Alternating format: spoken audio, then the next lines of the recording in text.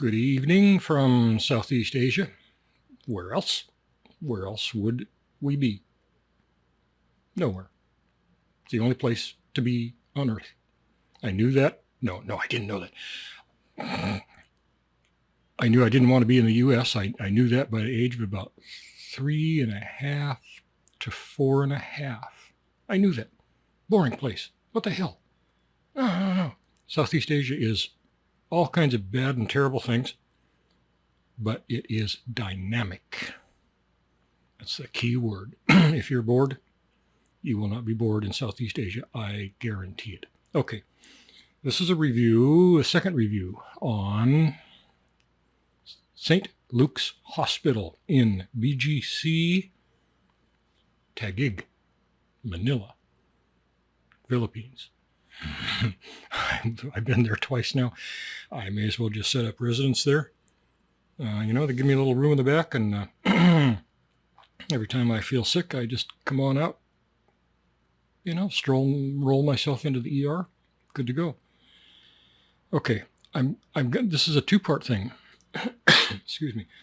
The first part of it is going to talk about how us guys, us retired, not going to say older, you guys are older, I'm not. Whatever. They say I hate YouTube.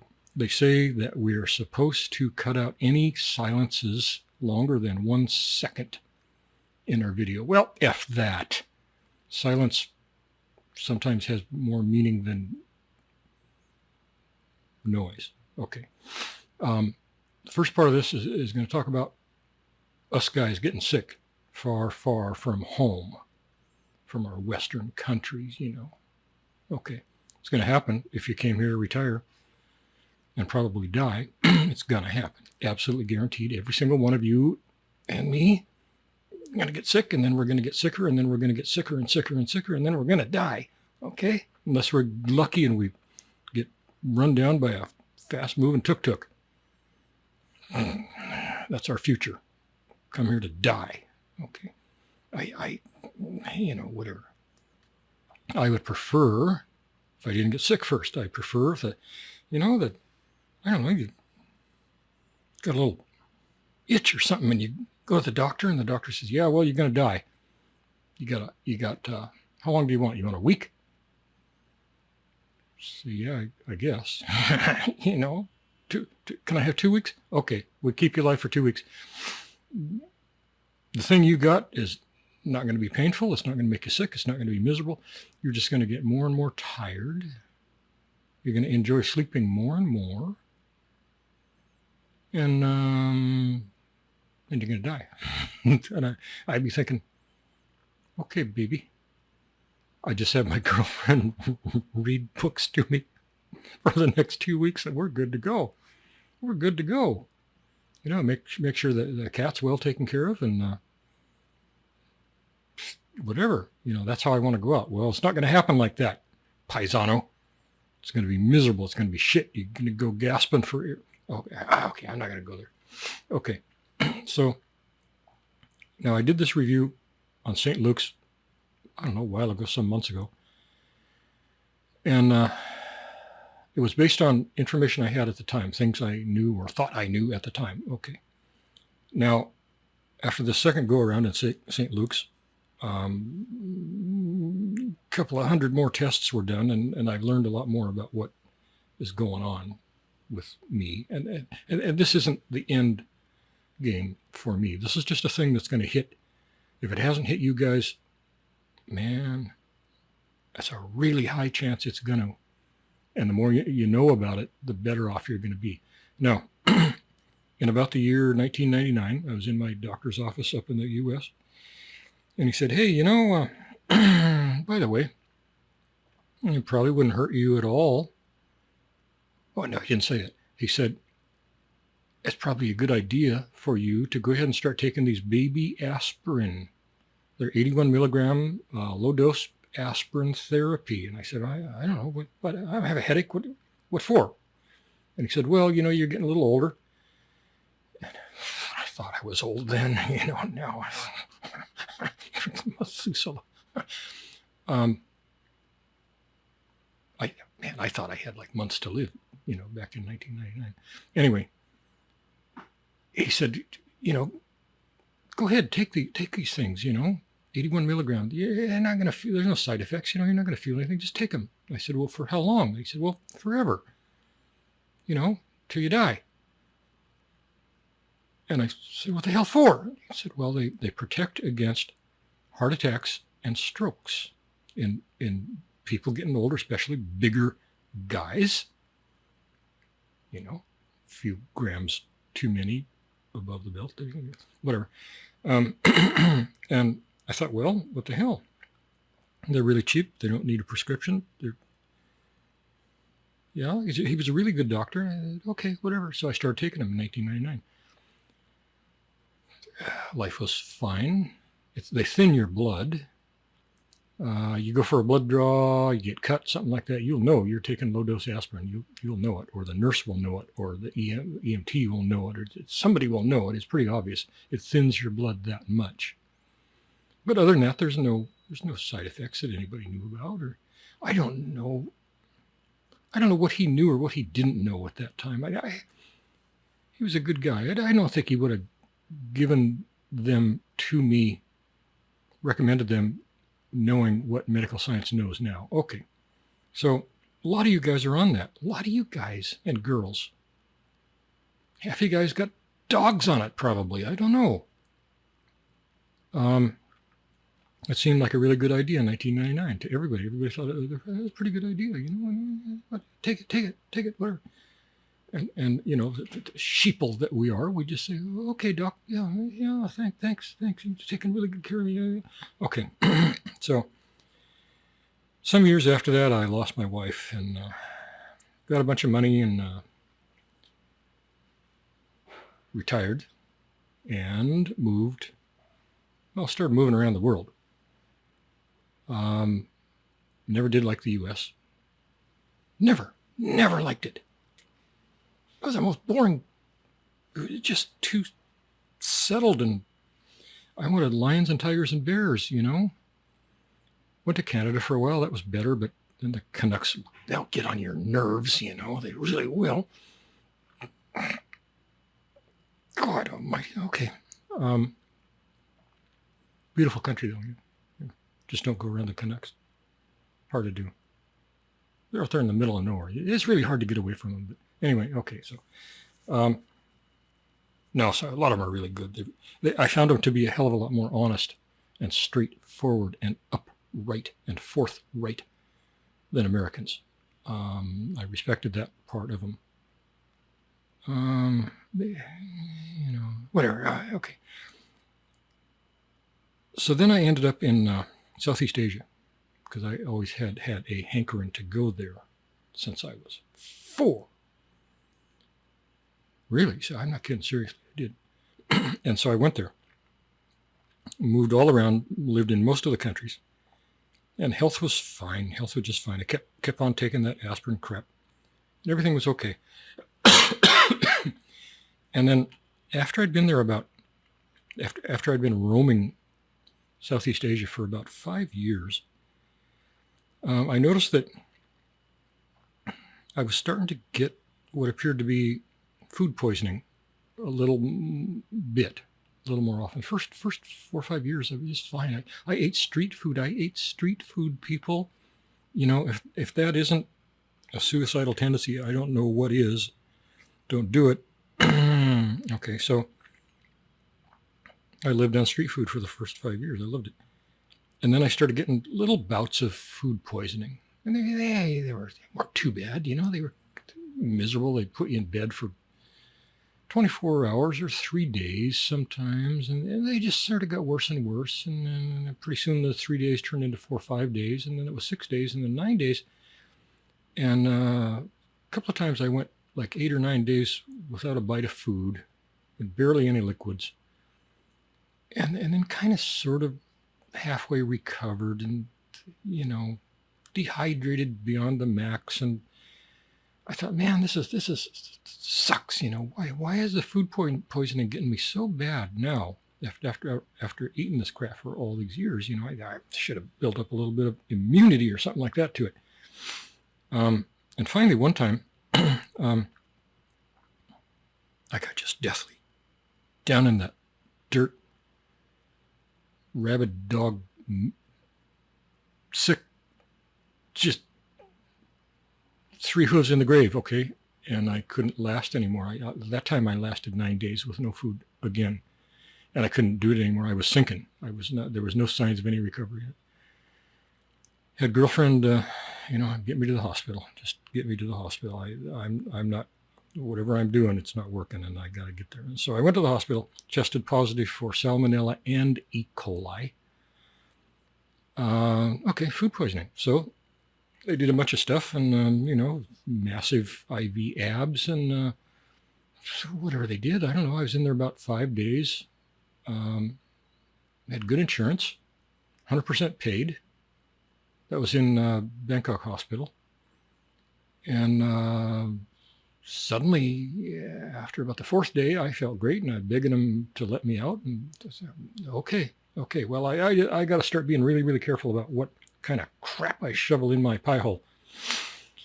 And so from then on, I did. I tried to be, significantly more careful about that pork sausage, that's been laying there in the sun on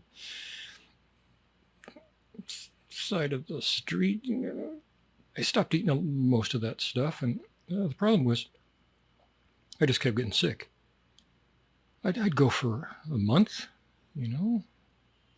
maybe I'd feel half okay, or maybe I'd feel really good okay. And then, man, it would hit me again, and I would rack my brain trying to figure out, what in the hell did you eat this time, moron? And I could never pin it down to any particular thing, and it would get so bad, I just dying. Okay, that's it, done. Back to the hospital. And I tried a couple of 2 or 3 different hospitals, and Bangkok was the best of the ones that were available to me. And so back in the hospital, and they would do all the tests, and sometimes they could identify the pathogen. Sometimes it was food poisoning. Sometimes they couldn't identify anything. And they would treat me, IVs and antibiotics and whatever other crap they put in those tubes. I have no freaking idea what it was. Eye of newt and blood of rat, I don't know. And then after, 3 days or 5 or 6 or sometimes 7 days, I'd be I'd either be really, really good or I'd be half okay. And I'd go home and I'd mope around. And I got to the point where I was hardly eating anything at all. I was scared to eat anything because I didn't know what was going to trigger this shit. Okay. In 1 year, I was in the ER 10 times. So that tells you something bad's going on. The last time, I was so weak, I could not get on the gurney or off the gurney, or just couldn't really do anything. Even raising an arm to take a pill made my heart rate skyrocket. And I couldn't breathe, and it was really bad. I was thinking, man, this could be the one. I called my family and said, here's my banking info, and this could be the one. I figured I did some kind of cancer bullshit thing, and holy crap, it was bad. And they kept asking me, are you pooping any blood? Are you pooping blood? Throwing up blood? No, I'm not. What? No, I'm not. No. And finally, they insisted on going to the toilet with me, and they went in, and they said, well, you said you weren't pooping blood. And I said, well, I'm not. That's just, what? I'm not. They said, you see all that black stuff? That's blood. I said, no, it's not. It's not red. It's black. Okay. For an upper GI bleed, it turns black as it goes through the digestive system. Who would know that? I was trained as an EMT. I didn't know that.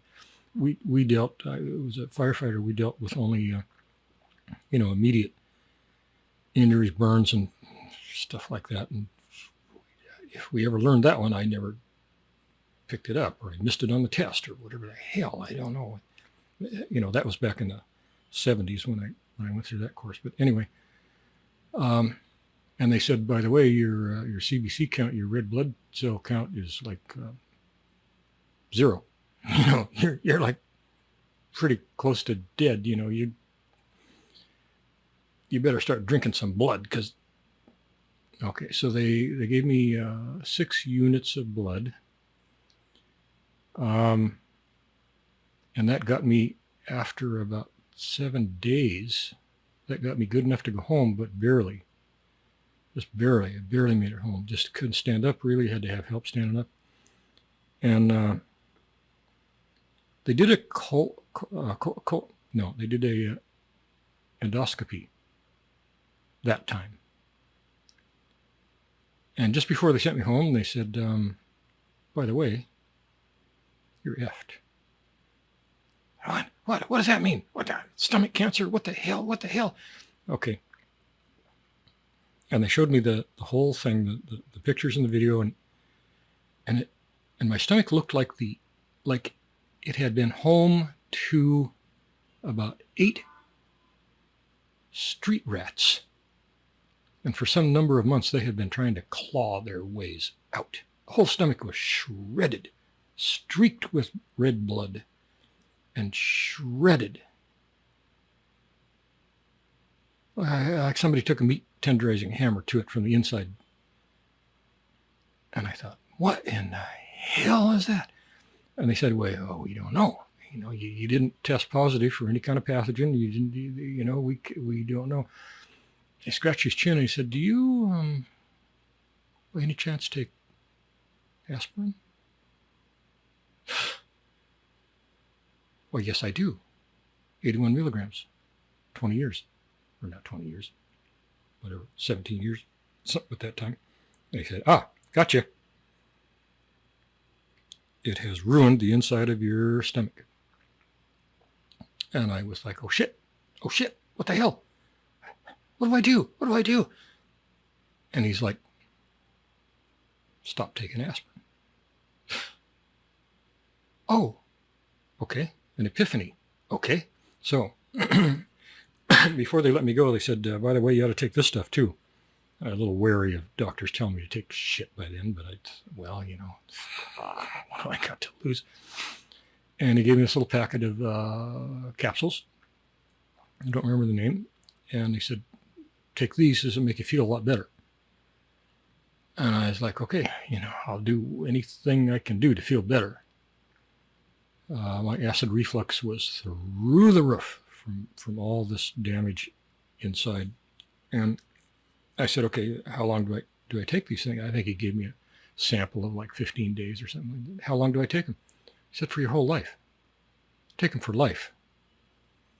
And there's a nurse there, and I looked at her, and I said something like, really? For my whole life? I got to take these for my whole life? And she said, yes, take them for your whole life. I thought, well, okay. They were really cheap. They were non-prescription. But okay. Now, a lot of you guys are taking this crap already. If you're on the aspirin already, get the hell off of it. Get off of it. It's going to kill you long before any stroke or heart attack does.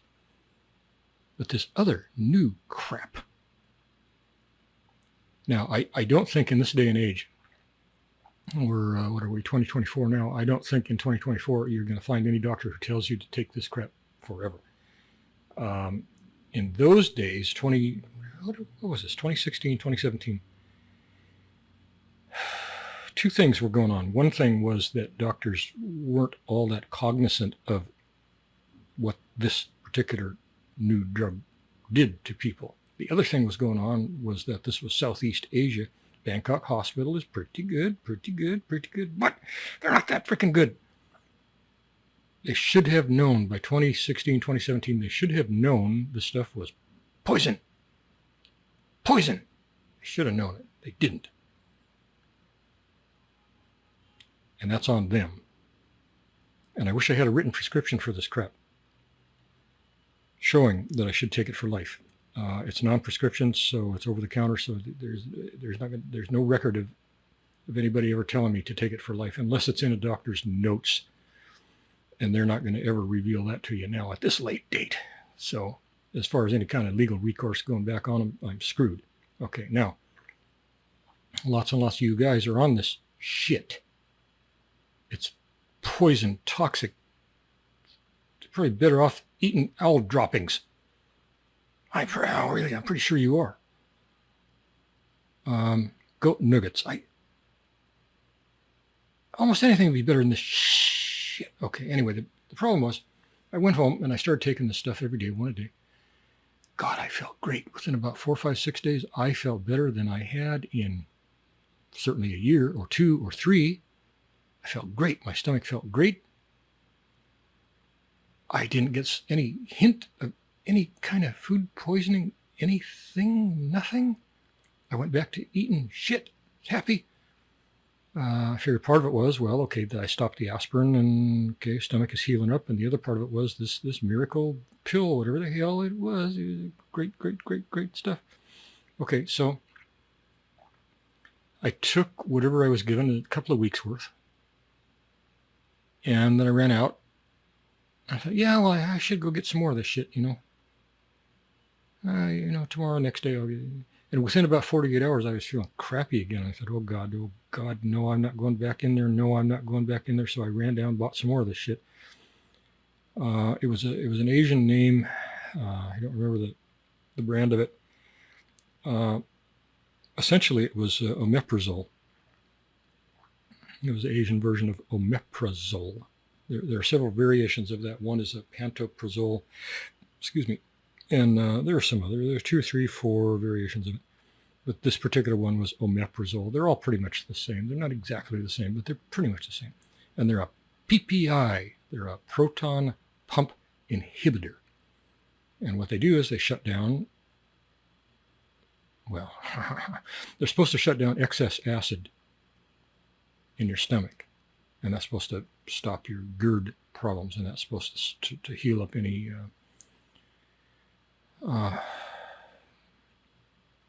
problems in your stomach, from excess acid, like ulcers and things like that.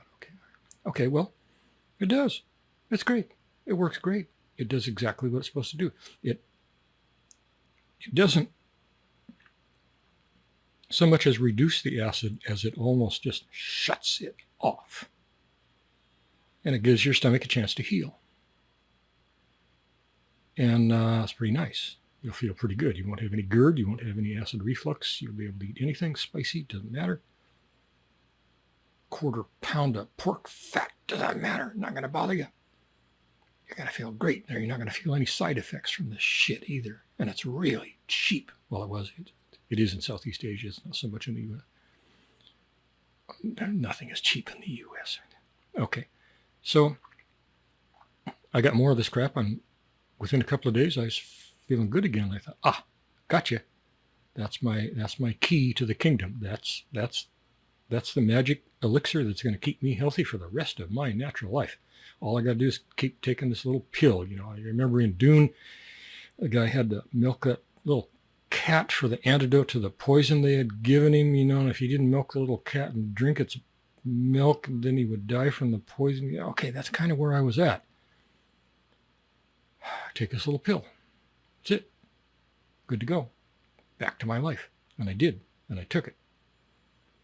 And a couple of times I ran out of it and I started feeling crappy again. And run down, get some more. Within a day or two, all good. It was a miracle drug. Miracle drug. I was on a low dose. I was on 20 milligrams. In the U.S., the main brand name of it is Prilosec. Yeah. Think about that. I think that's also in the UK. I'm not sure. Think about that. Look back through the long list of shit that you've been given. A lot of you guys are probably taking that. Probably taking one form or another of a PPI, and you're living happy. And you're thinking, thank you, doctor. Saved my life. Well, not so fast. Okay. I think it's unlikely now, in the 2020 onward, that any doctor anywhere is going to give you this shit and tell you to take it for life.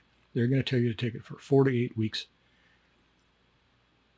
And that's going to give your stomach a chance to heal. And it probably will. And then get the hell off of it. Don't cold turkey it. Don't stop it right away. Taper it down over 2 to 4 or 6 or 8 weeks. Taper down the dose every day. Various ways to do that. You can Google it. If you don't, if you just go cold turkey, stop it, you're going to have acid reflux like you've never had before, because the body has been trying to produce, it's been working overtime to produce this acid. And this stuff, this proton pump inhibitor, has shut off the spigot. And the body's saying, no, I want more acid. I want more acid. And the PPI saying, no, you can't have it, can't have it. So it's a war. So you stop the PPI and the body says, thank you. Now let's produce 5 gallons every day because we can. And that'll just about kill you. The acid reflux will hit you so bad. And lots of other things too. It'll probably set you up for diarrhea, probably headaches, probably fever, probably won't be able to keep food down, all because this PPI has stopped. It's not blocking the acid anymore. And you got a resurgence of acid that's maybe 2, 3, 4 times as bad as it ever was at the worst point of your life. Oh, you fat guys, you know that. You fat guys like me, you know that. You got acid reflux. We all do. Because we eat shit. We like it. Okay, so that's what they're going to tell you to do. And that's what you got to do. 8 weeks tops. Now, how long did I take it? Started 2016, maybe early 2017. Now is 2024. Do the math. Longer than 8 weeks, okay? All right. So, one of the really nasty things that happens when you take this shit is that it can predispose you to a condition called SIBO. S-I-B-O. That's small intestine bacterial overgrowth. Okay, why? The deal is that bacteria is not supposed to thrive in the small intestine. Not supposed to. It'll mess you up if it does.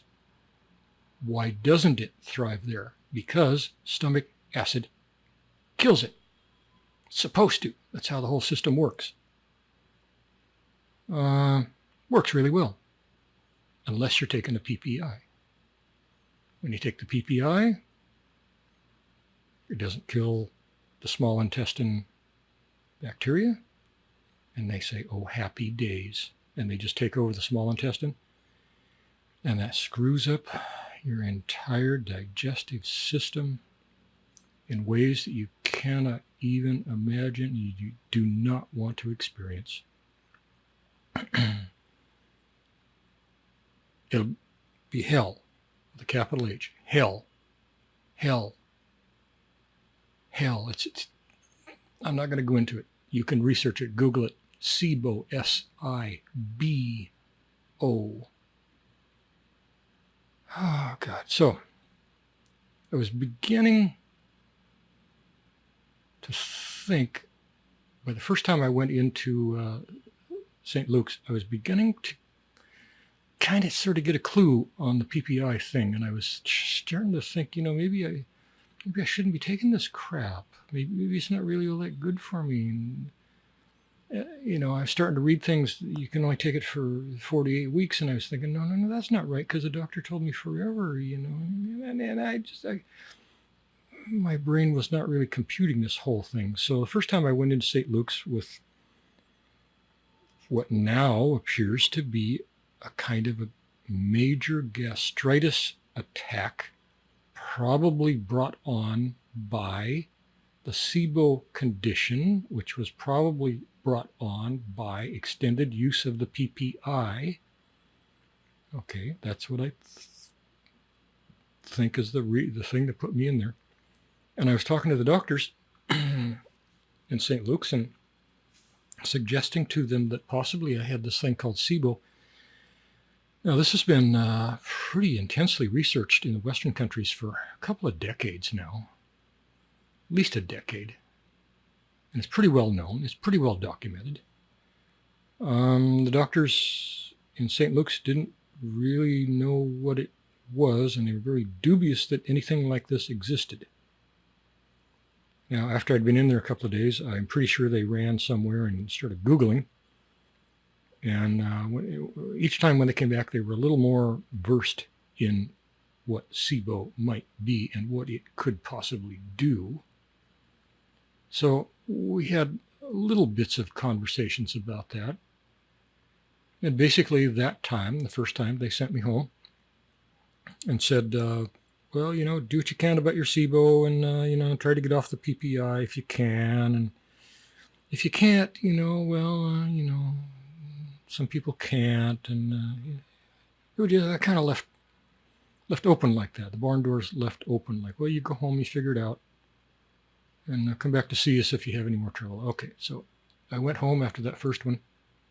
The bill was horrific. I was not really happy with the hospital. I don't remember the star rating I gave it for that first review. It's on this channel, 10 Bears Travel channel, and it's on our home website at stockphotosworldwide.com, which also is the copyright holder on all tapes and videos. Okay.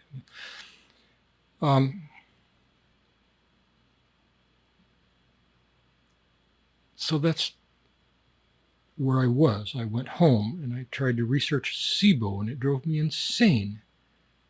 Conflicting information everywhere. What should you eat? What should you not eat? What should you do? What should you not do?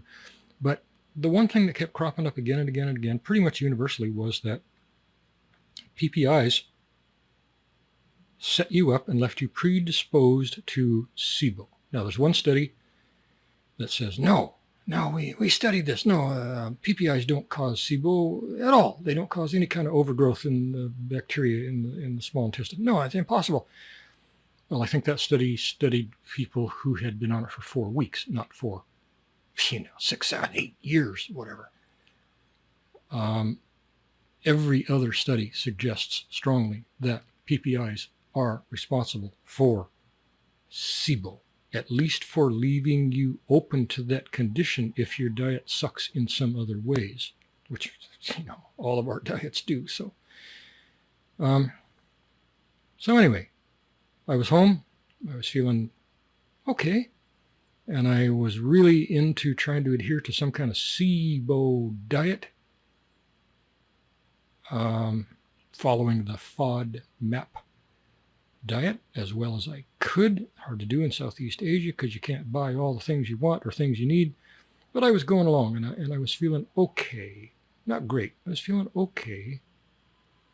And I was starting to add back a few nice things to my diet.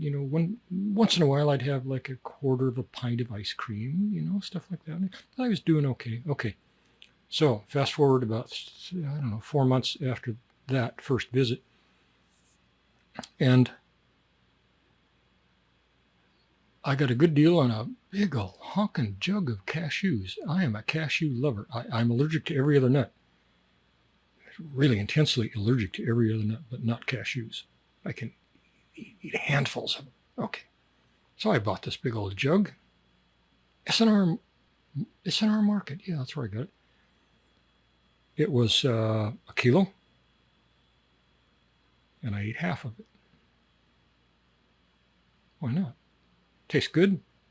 This was over the course of most of a day. Just munching. Handful here, handful there. So I ate about 1.1 pounds of cashews over the course of this day. Whatever, felt fine for the whole day. I did eat a handful. A couple hours later, I felt fine. Eat another handful, fine. Just kept going like that. Whatever, they taste good. I love them. And they're good for you. You read about them. Oh, God, they'll make you live 200 years. The cashews, they're great. Okay. So, next day, started getting sick. Started getting pretty darn sick. Pretty darn sick. And so I researching, Googling, and I had some, no, I had a family member here go fetch me some special antibiotics. He was he's a dialysis doctor, so he could get them. And he went and got them, brought them over to me, and I started popping those things, and it wasn't really helping. It wasn't getting any worse though. It seemed like it stopped it from getting worse. It was in bed, couldn't get out of bed, and then about the third day, downhill, just off the cliff. And I lasted 2 or 3 more days like that, doing hourly check-ins to family back in the U.S. and whatever. Because I was thinking, man, this is not going to work. Finally, they called in a doctor here to my condo, BGC, and the doctor said, "Well, you're effed. There's nothing I can do for you. You got to go to the ER." And so they carted me off. I couldn't put myself in the wheelchair. Couldn't hold my head up, barfing the whole way, and ended up right straight back in St. Luke's. And this time, they ran the CBC, of course, and found that my hemoglobin levels, blood levels, were down to emergency level. I was like 6.1 or something. They said they were at the line where it's possible you might not make it. So they started pumping the blood. I got 7 units. They wanted to do 2 more. I was not responding to the 7 units. 1 unit was raising my levels by about 0.1. And it went on like that for, I think I was in there 7 days. And it was rough. It was just rough. Rough as it gets, I think. Once again, I transferred over my banking information because I didn't think this was going to turn out well. More cameras down the throat. On and on, every kind of test. The bill was beyond anyone's wildest nightmare. No insurance. Healthcare in the Philippines is cheap, right? No, not in St. Luke's.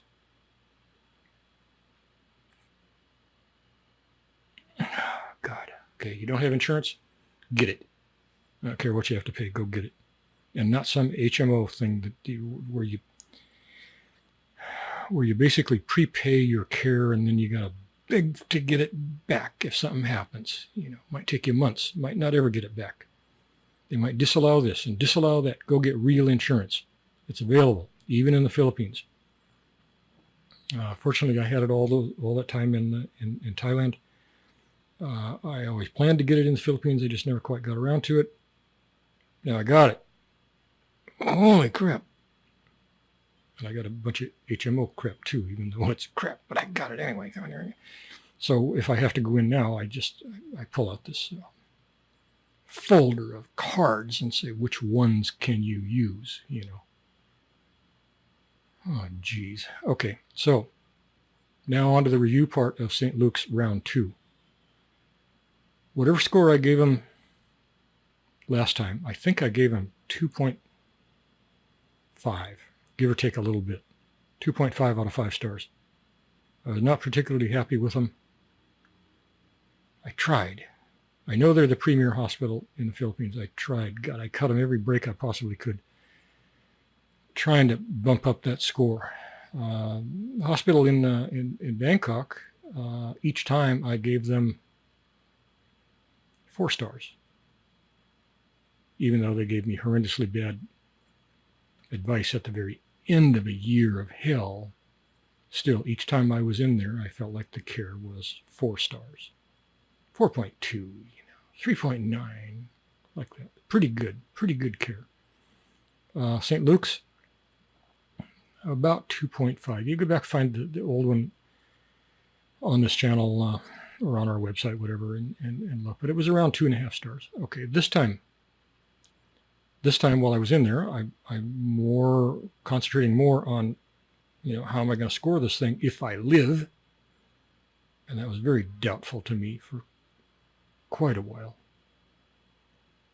And I give them the same. They don't get any more stars. There was a lot of miscommunication, a lot of cross communication. Too many doctors to talk to. You never knew who was who or what was what. I never felt as though they really communicated all that well with each other. Nursing staff was average. Some of them were cranky. Some of them were really nice. Some of them were cranky. Average. They were just average. 2.5 stars. I give them 2.5 stars. And then the bill was probably 4 times what I would have expected to pay at any other Philippines hospital. Probably 4 times. And I've done the research since then. And ask a number of them, okay, if I come in and you do this and this and this and I'm in there 7 days or whatever, what's the bill? Kind of sort of roughly what's it going to be like? And St. Luke's was about 4 times what any other hospital quoted. They couldn't quote exactly because they didn't know exactly, but roughly about 4 times. And the care was not 4 times as good. So there we go. That's review number 2 on St. Luke's. I felt as though I did not get information out of them that I wanted. I did not go back for a follow-up. Once I got out, I was too weak to make it home alone. I had to get help getting home. And I stayed flat on my back for a solid month. Mostly needing help to get to the bathroom. This was all from blood loss.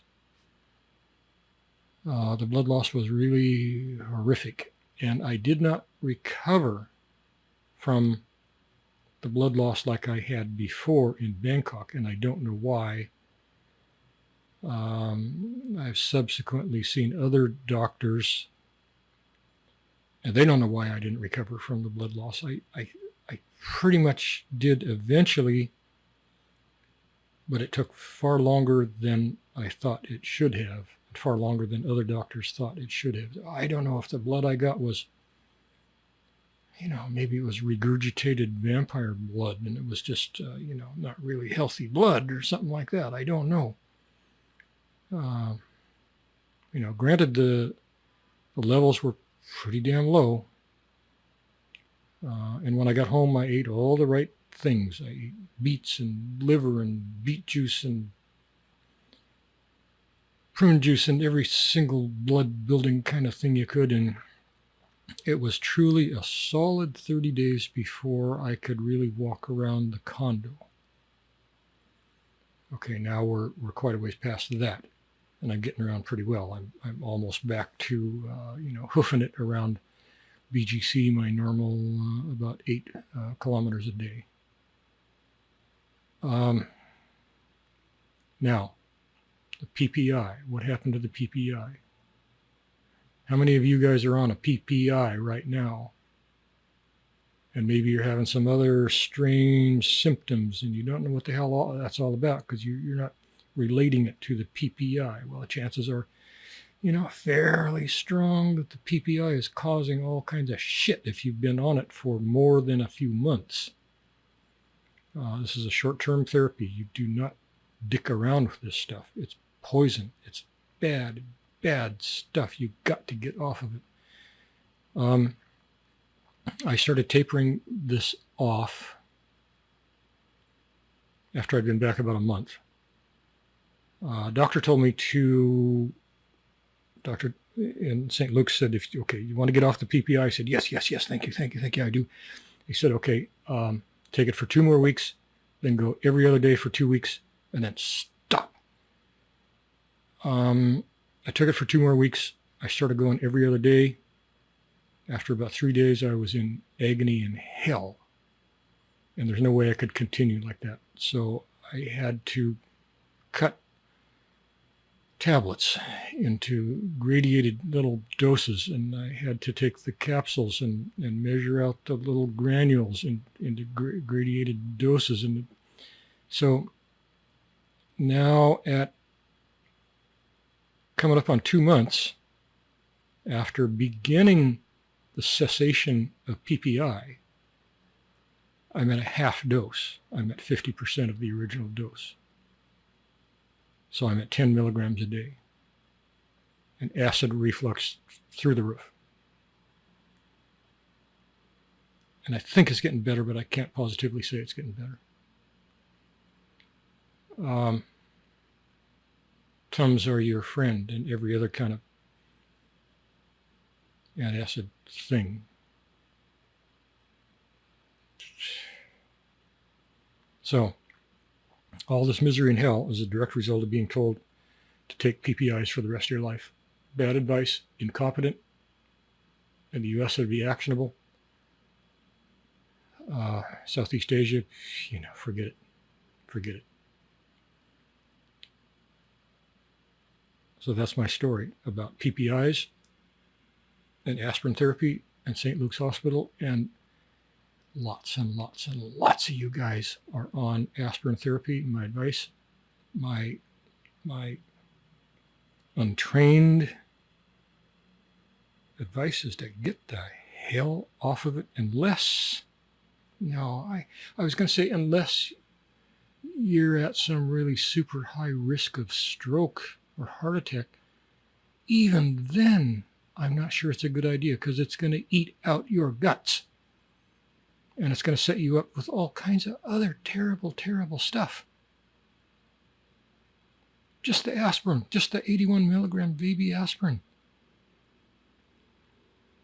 I don't know if you could cut that down. What if you could take 40 milligrams? Would that provide you any protection and yet not leave you prone to having your guts eaten out? I don't know. You'd have to ask a doctor. My hunch is that any aspirin is a bad thing. Any. Maybe 10 or 20 milligrams is a bad thing. I'm not sure. Holy crap. It's a bad stuff. But lots and lots of you guys down here in Southeast Asia, you're at my age or older, and you were probably put on it back in the days when doctors didn't know this was a possibility, and nobody bothered to tell you since then. So if you're on it, go talk to your doctor first. And if there's any possible way under the sun, get the hell off of that 81 milligram effing shit. It's poison. It's going to kill you. The heart attacks and the strokes don't kill you. This stuff is going to kill you from the inside out. Okay? Now you're going to need a PPI, probably, almost certainly, to recover from any damage that the aspirin has been doing to the inside of your stomach. 4 weeks. Smallest dose possible. Start on 20 milligrams of the omeprazole. The pantoprazole starts at 40. That's about the same strength as the 20 milligram omeprazole. So in other words, 10 milligrams of omeprazole would be equal to 20 milligrams of pantoprazole, and different dosages for some of the other names of it.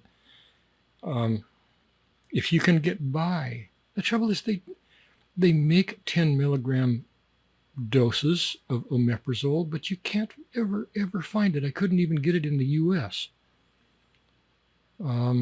If you can get by on 10 milligrams of omeprazole to clear up any ulcers you got going, do that. Even if it means cutting and measuring and stuff like that. Use the bare minimum dose you can use. If you can't survive the first 4 weeks on 10 milligrams, and take the 20. You can take antacids with it. Some, not all. But I'm just telling you, this stuff is high-octane poison. It's going to make your life hell if you don't just use it quickly 4 to 8 weeks and get the hell off of it.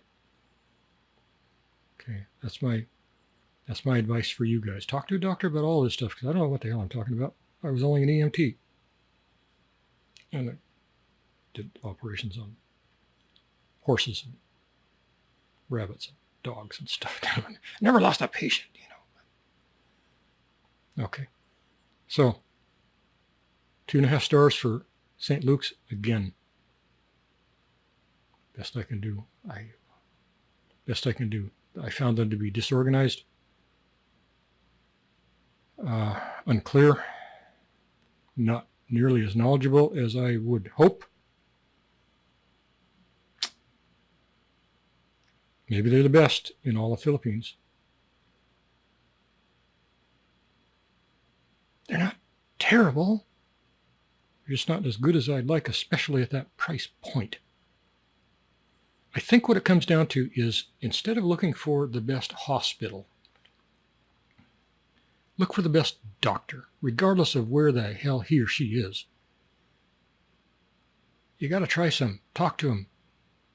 See how you resonate with them. See if they make sense to you. See if they seem to at least understand your concerns and your condition. And then wherever that doctor is, glue yourself to them and go to their preferred facility. If they're in St. Luke's, fine. If they're someplace else, go there. I think you can't just check into a hospital at random and accept whatever doctors they deal out to you in a hand of cards. You have to find the doctor that you like, and preferably you do this before you get sick. In the U.S. I did it, and here I didn't. I just took whatever they shoved at me. Okay, so that's my rant. Aspirin, don't do it. Don't do it. PPIs, don't do it unless you have no other choice, and then you do it for 4 to 8 weeks period. Beyond 8 weeks before you get off of it. Heal yourself with diet. Really. And you'll live a lot longer and you'll be a lot happier. Okay, we'll be done. This is St. Luke's number 2. Thank you very much. And good evening. And good night.